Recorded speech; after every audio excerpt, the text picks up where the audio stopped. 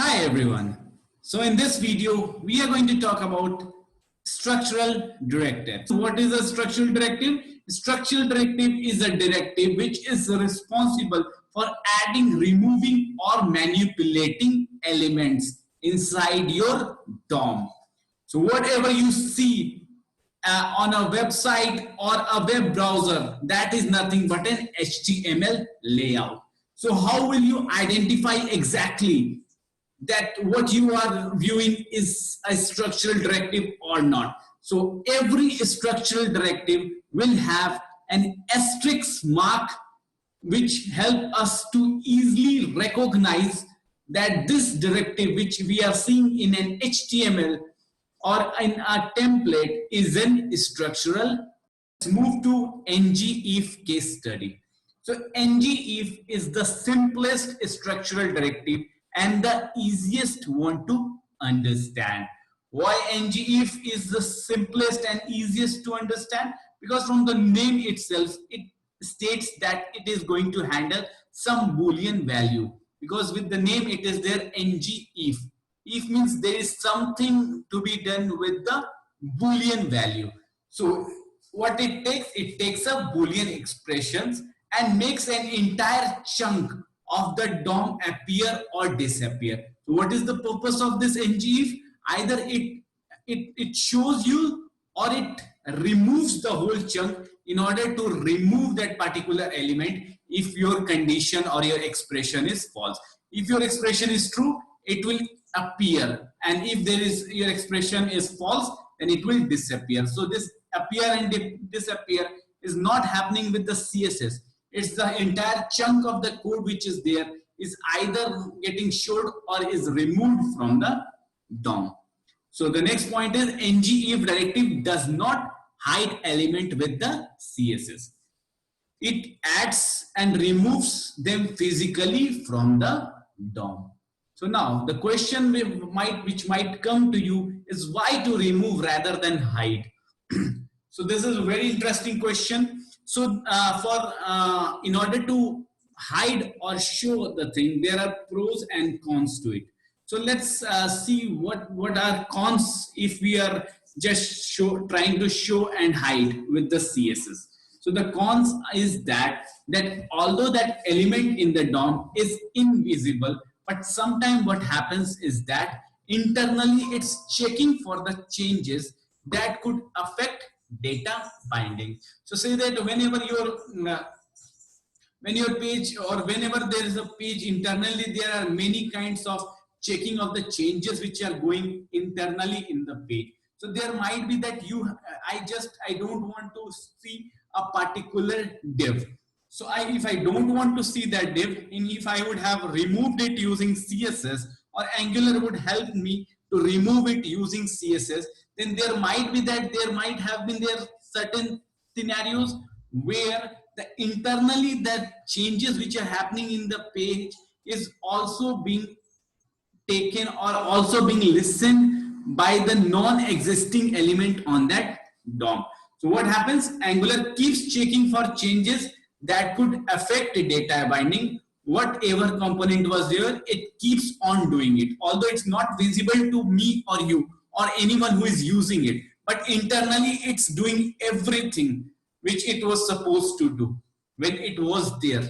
So that's why this invisible component, although that invisible component is there, but it's not helping the performance of the page to get better. So that's why this is the con. I mean, what is the pro of that? That if we are just handling it using CSS, then on the positive side, what is happening is that the element is very quick to display because it's just hidden by the CSS layer. Component's previous state is preserved and ready to display. Means that previous state is preserved and it will be very fast to display. The component is not reinitializing any operation. Means if you bring a component from again into the chunk into the DOM and again removing it, so there is again a reinitialization which is happening internally, which could be expensive. But when we are just hiding and showing it using HTML or the CSS, then those things can be reduced. There are compelling reasons to keep them around. Your preference should be remove DOM element. Consider the consequence of adding and removing elements and of creating and destroying components. So there are many things which you show. So now in pros and cons, what I'll say in cons is that although we have removed it, but it internally resides there and acts as that element exists in the DOM. What is the pros? What is the pro for that? Positive side is that that element will be reinitialized very quickly, and the other thing is that the initialization which takes time in order to reinitialize when it gets back to the DOM, those things can be handled very nicely. But Angular keeps it, do not hides, it just removes the chunk because it does not want the change cycle to affect the performance of the page. So now let's move for NgFor. So as the name suggests, it has something to do with the looping concept. When you are having a loops, or whenever you want to go ahead with looping concept in your HTML, and that scenario, this kind of structural directive come into picture. So in NgFor also you can see a star mark which simply indicates that this NgFor is a structural directive. So this, what it takes a list and it picks one out of each and every through the list and keeps on iterating and generating the directives, or adding the new structure to the DOM, or removing the structure from the DOM. Because as if you're looping, say that you are having an array, and if you want to print 1, 2, 3, 4, 5 inside your HTML, then with each and every element, the new element in the DOM is getting added. Similarly, if there previously it was 1, 2, 3, 4, and if you want to remove 4, then what is going to happen? Then again the last element which is there, that part of the DOM will be removed. So this operation is taking place in the DOM. So that's why it is a structural directive. Now let's move to NgSwitch. So the third structural directive is NgSwitch. So from the name itself, it specifies that whenever you are having multiple scenarios, that in a certain scenario I want to display A, in different scenario I want to display B, C, D, E, F, G, H. Means if there are a lot number of scenarios where you want to handle or switch between this and that based on certain condition, in that scenario you need to go ahead with NgSwitch. So NgSwitch is it is a combination of 3 directives. What all are the 3 directives? NgSwitch, NgSwitch case, and NgSwitch default. So NgSwitch is a attribute directive. So if you don't know about attribute directive, I will put a link at the top where you can go and learn about attribute directives. So attribute directive is the directive which acts on the behavior of the DOM. But we are talking about structural directives. So structural directive is going to talk about the structure of the DOM. So NgSwitch, what it does, it controls the behavior of the NgSwitch and NgSwitch default. So as it is going to control the behavior of the 2 directives, so that's why it is considered to be a attribute directive. So how you represent an attribute directive? You represent an attribute directive with a bracket. While in a structural directive, how you represent? You represent using a star mark. So that is the reason that NgSwitch will always come inside the rectangle bracket, while NgSwitch and NgSwitch default will have a star. So now let's go and check the hands-on session. So now I'm already having an Angular project with me. So what I did, I just opened my HTML page and I'm having a TS file. So what I did, I just took first what we had discussed was NgIf. So NgIf is a structural directive. In this page, how you identify it that these are structural directives? because each and every one is having this star appended to it. So as soon as you see a star mark, it means that it's an structural directive. So now, first one is the NgIf directive. So what was the use of NgIf? NgIf takes an Boolean value and either it places something into the DOM or it removes from the DOM. So what is the use of NgIf? NgIf is used for either showing a particular thing or removing it. So here what I have used, I just want to display I am getting tested. So I am getting tested. I will display only if my test variable is having the value as true. Else I won't display it in my HTML page. So what I do, I go to my component.ts. I have created a variable called test and I am giving a value as true. It means that I want this div to be displayed in my DOM. So now my next thing is star NgFor. As I already specified that NgFor is for looping statement. What it takes an list, and what it takes each and every element out from that list, and it will print, means it will add a DOM element inside your HTML page. Similarly, I have also taken this item. What is item? Item is a simple array with A, B, C as the values. So in order to make it little complex, what I did, I have taken one more array which is having objects inside that. So these objects are having properties as ID and name. So I want to display this value inside my this div. And the third condition was that I'm going to use switch statement. So here I have only taken 1 and 2. Here it might be that 1 to 10 scenarios can also be there. So the question which might be coming to you is why we can't use NgIf? Why in which scenario should I use NgSwitch, and in which scenario we need to use NgIf? So you can use NgIf when you are having only one result. Either it's going to be true or it's going to be false. But NgSwitch is used when you are having multiple switch cases. Multiple cases are there and you want to display a particular element based on the condition. So for that you use NgSwitch.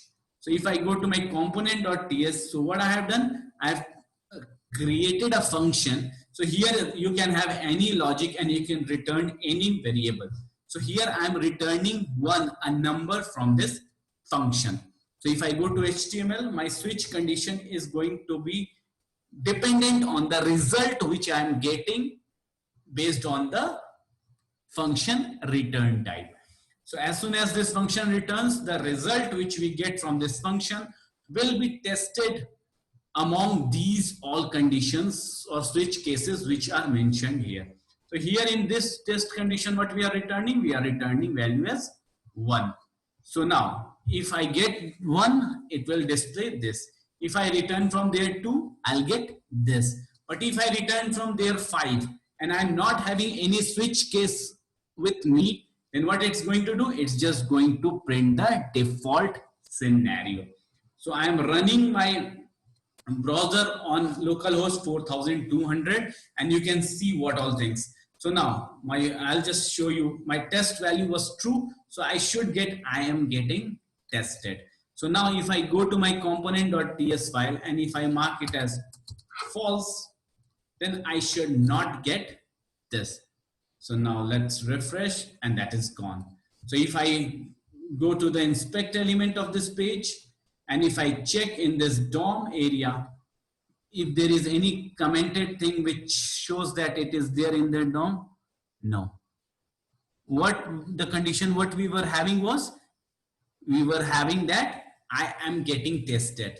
If I check here, I am not able to see anywhere that I am getting tested is there. Means what, it has removed that I am getting tested from the DOM itself.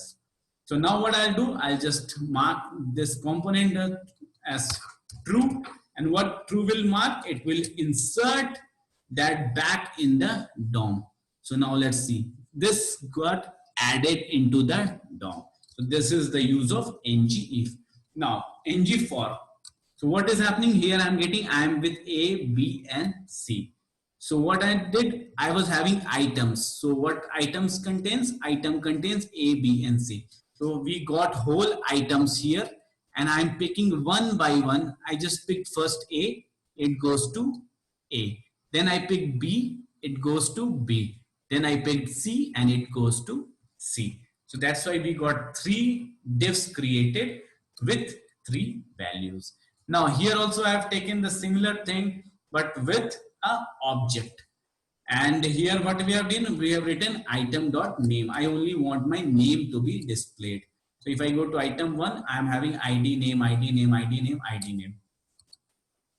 So I only want to display the name field. So that's why I'm checking TrackBy. So here, what is difference between these two NgFors?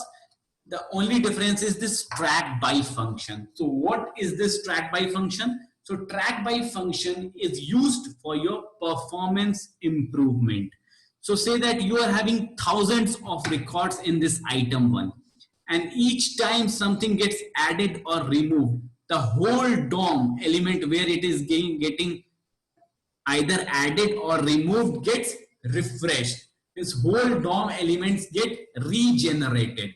So in order to that regeneration of DOM takes time, and that affects the performance of your page. So if I put the TrackBy, then only that element which is getting added or which is getting removed will only get refreshed, or only that part of the DOM will either be removed or will be added. So that is the use of TrackBy function. So again explaining, TrackBy function is used for improving the performance of a HTML page. What TrackBy does? TrackBy tracks exactly what new element has got added or has removed from the DOM. So what it does, it does not recreate your whole DOM structure. It only works on the changed part of the DOM element. Previously, if I remove TrackBy, then the whole item 1 means if there are thousands of things,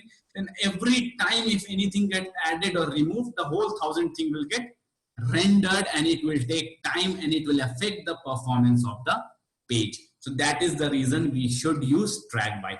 So I have created a function TrackBy which takes an index and the items which are there in your list. So what I am going to return, I am just going to return my items.name, because that I'm interested in that only. So now the last part is that we are having a test condition. So if I go here, it takes the condition, and based on that condition it returns. So if I go to my component.ts and if I return 2, then what should be the output? The output should be switch 2, and let's check, and switch 2 is the output. But if I go here and if I return 5, which is not any case in this span, then what it will return? It will return the default value. So this was the basic directives which was provided to us from Angular. We can also create custom directives, or we can create a custom structural directive also. So I'm going to teach you custom structural directive in my next video. So if you like the video, please hit like, subscribe, and rate it, please. And if you are having any questions, please put it in the comment section. Thanks everyone.